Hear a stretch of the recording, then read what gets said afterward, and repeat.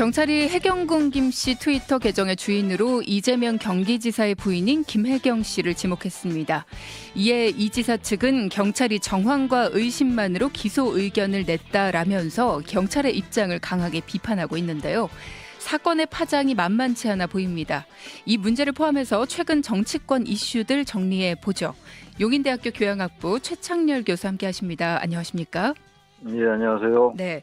자, 먼저 해경군 김 씨 사건이라는 게 뭔지 좀 정리를 해 주시죠. 글쎄, 이게 워낙 오래 전부터 나왔던 얘기인데요. 네네.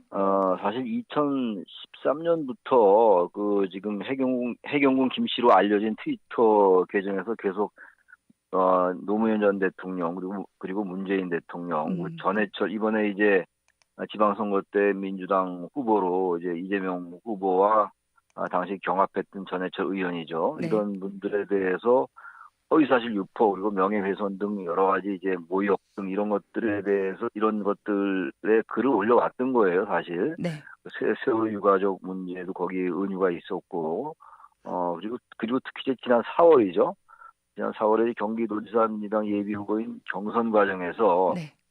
전해철 후보가 예비후보죠. 전해철 당시 예비후보가 자유한국당과 손을 잡았다라는 이런 허위 사실이 지금 문제의 트위터를 통해서 유포가 됐었죠. 네. 그래서 이 부분을 시민단체들이 이재명 지사의 부인이 트위터 계정의 소유주다라고 하면서 이제 김씨라는 게 이제 김혜경 씨예요. 김혜경 씨를 공직선거법상 허위사실 공표로 고발했습니다. 네. 그래서 이 문제가 지금 계속 이제 문제로 이슈화 됐던 겁니다, 일단. 네. 네.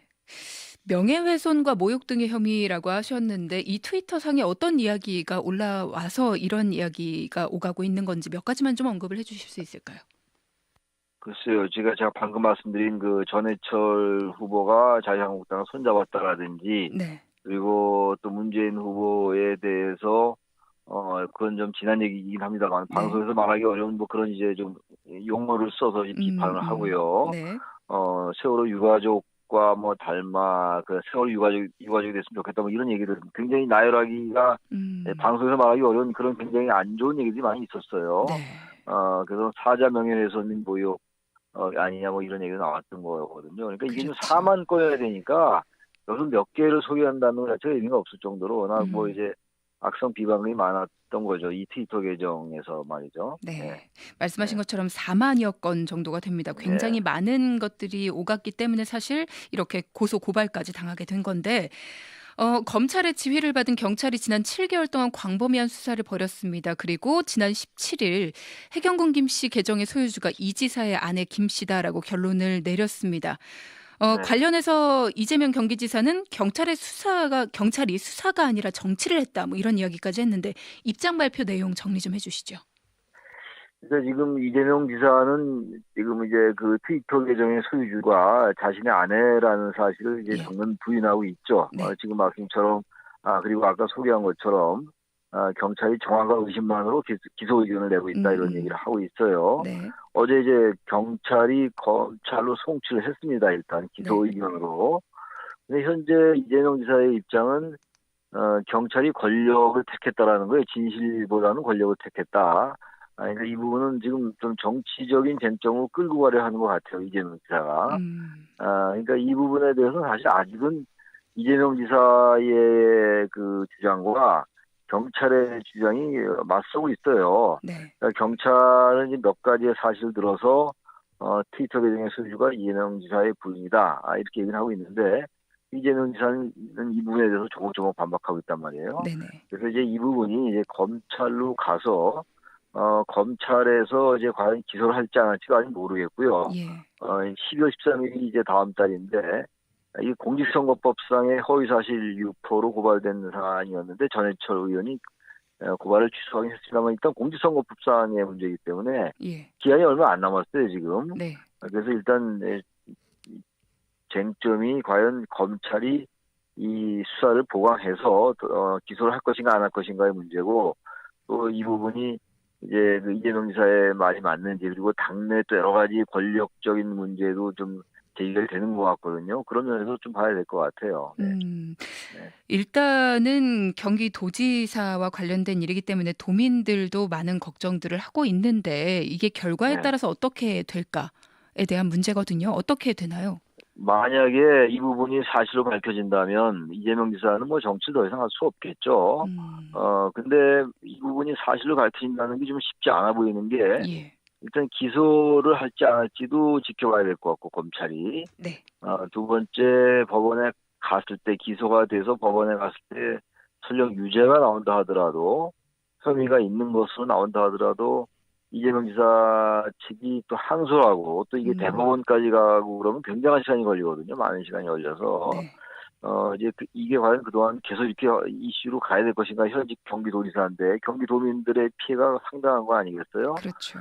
이 부분에다가 또 하나 이제 이 사건이 진행되면서 민주당 내에 지금 경기도지사가 대권 주자이기 때문에 대권 음, 주자의 반열에 올라 있는 분이기 때문에 민주당으로서는 굉장히 정치적 부담을 갖고 있는 거거든요. 음, 이런 부분들. 그러니까 이건 단순히 이제 이 사건에 그치지 않고 여러 정치적 쟁점과 같이 결부되어 있는 거죠. 네, 그러니까 이재명 지사가 이제 경찰이 권력을 택했다라는 말은 아마 그런 부분들을 의식한 것 같은데, 음, 경찰의 주장을 들어보면 경찰 주장이 일리가 있어 보이고, 또 어떤 면에서 이재명 지사의 반박도 나름 뭐 전혀 또 배제할 수 없는 부분도 있거든요. 네네. 그래서 이 부분은 계속 이제 얘기가 될 수밖에 없는 상황입니다. 그렇군요.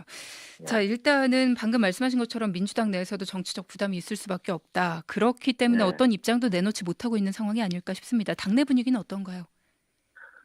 지금 이제 이 부분이 예민한 게요. 예, 이재명 지사가 이제 후보를 공격하고 노무현 전 대통령에 대한 비판에 들어오고 이랬단 말이에요. 이 예, 트위터에서 말이죠. 이재명 지사 한 게 아니라 네네, 트위터의 소유주는 아직 뭐 확정된 건 아니니까 네, 경찰이 그렇게 주장하고 있는 거잖아요. 네네, 근데 당내에서는 친문 진영과 비문 진영이 이 사안을 보는 이제 관점이 다르거든요. 네, 친문 진영은 이재명 지사에 대해서 대단히 비판적이고 비문 진영은 또 꼭 그런 입장은 아니거든요. 여전히 좀 지켜봐야 된다는 입장이고 어쨌든 민주당의 공식적인 입장은 최종 판단이 내려지기 전까지는 이거는 뭐 함부로 얘기할 수 없다, 지켜봐야 된다 이런 입장이긴 해요. 네네, 그러나 당내에서도 그럼 언제까지 이 부분을 끌고 갈 것인가, 사법적인 절차는 진행된다 하더라도 정치적으로 이제 민주당이 받는 부담이 너무 큰 거 아니냐 이런 또 문제가 제기되고 있기 때문에 네. 이 문제는 당장 어느 쪽으로 판단을 내리기는 어려운 게 민주당의 현재 상황입니다. 음, 그렇죠. 그렇기 때문에 이제 공식적인 입장을 내놓지 못하고 있는 것이 아니냐라는 예, 예, 다양한 예, 전문가분들의 의견이 있더라고요. 예, 자, 그런 가운데 야권에서는 지금 굉장히 뭐랄까요? 어떤 언론에서는 뭐 물 만난 야권 뭐 이렇게도 표현을 합니다. 기사에 보면. 그러니까 뭐 음, 많은 공격을 하고 있는데 이것에 대해서 확실하게 입장을 좀 표명을 해야 된다. 여권에서 말이죠. 뭐 그런 이야기도 예. 나옵니다. 민주당의 이 지금 당내 권력의 어떤 지형과도 연결이 되는 문제이기 때문에 예.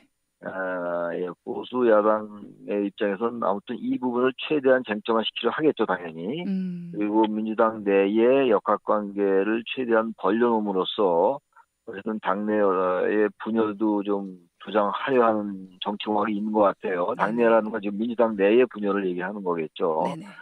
이제 그런 부분들을 계속 쟁점화시키는데 전 이 사안이 지금 뭐 다른 사안들과도 많이 연결돼 있고 지금 이재명 지사에게 또 제기되는 의혹도 많이 있잖아요. 계속 얘기돼 네. 왔던 것들. 예.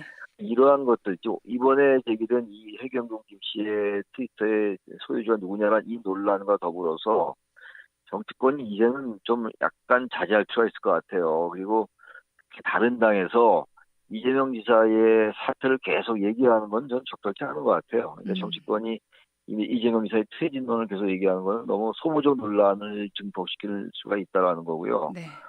이재명 지사도 너무 이 부분을 음모론적으로 가지고 가는 것도 맞지 않는 것 같아요. 음, 경찰이 너무 권력의 눈치를 본다는 쪽으로 해서 당내에서 친문 진영이 자신을 좀 이렇게 배제하는 거 아니냐라는 취지의 어떤 발언으로 느낄 수 있는 부분들 네. 이러한 것도 좀 자제할 필요가 있고 그리고 정치권도 이재명 지사의 퇴진을 너무 쉽사리 그렇게 얘기하는 것도 맞지 않는 것 같아서 음, 정치권이 일단 사법적인 절차를 지켜보는 게 맞다고 생각합니다. 이게 지나치게 정치적 공방으로 가는 경향이 좀 있거든요. 네. 아직 뭐 진실이 뭔지 모르기 때문에 그렇죠. 서로 양쪽이 좀 그런 부분에서 좀 자제할 필요가 있다고 생각합니다. 네. 국민들이 바라보고 있는데 너무 이게 정치적인 공방으로 흘러가는 것은 옳지 않다라는 이야기 해주셨고요. 네, 그렇습니다. 자, 다른 이야기도 좀 해보겠습니다. 시간이 많지 않지만 다른 문제들도 조금씩 정리를 좀 해보죠. 박원순 네. 서울시장이 지난 17일 한국노총 집회에 참석을 했습니다. 최근에 탄력 근로제 문제로 정부와 노동계 입장이 첨예한 때인데 이것은 박원순 자기 정치하는 거 아니냐 뭐 이렇게 한국당 지도부에서도 조금 비판을 하던데 어떻게 보셨나요? 그러니까 박원순 시장이 지금 탄력 근로제 확대를 주장하는 탄력 근로제 확대를 반대하는 한국노총 집회에 갔던 거란 말이에요. 그렇죠. 그러니까 이제 한국노총은 정부를 비판하는 입장인데 네. 민주당 소속인 이제 단체장이 갔으니까 그 자리에 이것은 맞지 않는다, 자기 정치한다라고 얘기하는 건데 또 네. 민주당 내 홍영표 원내대표는 뭐 그 반대되는 의견의 집회에 가서 의견을 청취할 수 있다는 입장을 보이기도 했어요. 이거 뭐 자기 정치도 아니다라는 것도 민주당의 어떤 그 내부의 분열을 또 부추기는 측면이 있는 것 같아요. 한국당이. 네네. 저는 뭐 이 부분은 뭐 정치인이 당연히 자기 정치할 수 있는 거죠. 그 부분은 뭐 그렇게 비판받을 것도 아니고, 저는 그래서 이런 부분들도 한국당이 지나치게 특정 지사에 대해서 그리고 특정 시장에 대해서 지금 이건 서울시장, 박원순 시장을 굉장히 의식하는 거 발언인 것 같아요. 박 시장이 어쨌든 뭐 이분도 다음 차기 대권 주자로 이제 꼽히는 인물이기 때문에 네네. 그렇게 이제 정치적 공세를 하는 것 같은데 어쨌든 지금 정기국회가 열리고 있고 지금 한국당이 정기국회를 거의 보이콧하다시피 한 상황이기 때문에 네. 그런 정치적 쟁점으로 너무 이 초점을 옮겨가려 하는 거 한국당의 태도는 바람직하지 않다고 생각합니다. 그렇죠. 이 네. 얘기를 마지막으로 좀 여쭤보려고 했는데 어제였습니다. 정기국회 의사 일정 전면 보이콧 방침 밝혔습니다. 여야 대치 격화하고 있고 국회 의무 져버린 거다 민주당은 밝히고 있고요. 도대체 민생 법안들 언제쯤 처리될지 모르겠습니다. 답답한데 어제 홍영표 더불어민주당 원내대표가 야당이 합리적 요구하면 수용하겠다 뭐 이런 발언도 했습니다. 이게 어떤 의미인가요? 이제 국정조사를 요구하고 있어요. 지금 그 유치원 3법에 관련된 국정조사도 요구하고 있고, 지금 그 세습 고용 비리라는 거 서울교통공사에 이 부분에 그 국정조사를 계속 요구하고 있는데, 자유한국당 측이 예. 자유한국당 민주당은 일단 감사원 감사를 보고 난 다음에 그때 해도 늦지 않다는 입장이에요. 국정조사를. 네. 그러니까 그런 식의 합리적 요구를 하면 되는데 무조건 국회를 볼모 삼아서 그런 주장을 하는 건 무리하다라는 입장이거든요. 아무튼 뭐 여야가 계속 대치를 하고 있는데 적어도 다른 사안에 대해서 정치적 쟁점을 삼는 건 맞을 수 있는데 네네. 국회를 보이콧하고 국회 일정을 거부하는 것은 그건 어떤 명분으로도 합리화될 수 없다고 생각해서 이 부분은 한국당이 좀 전향적인 사고를 해야 될 것 같다고 생각합니다. 네. 예. 그리고 또 조국 민정수석의 해임도 요구를 하던데요. 그것도요, 조국 민정수석의 해임이 관철될 가능성은 거의 제로에 가깝거든요. 예. 이것도 지나친 정치 공세예요.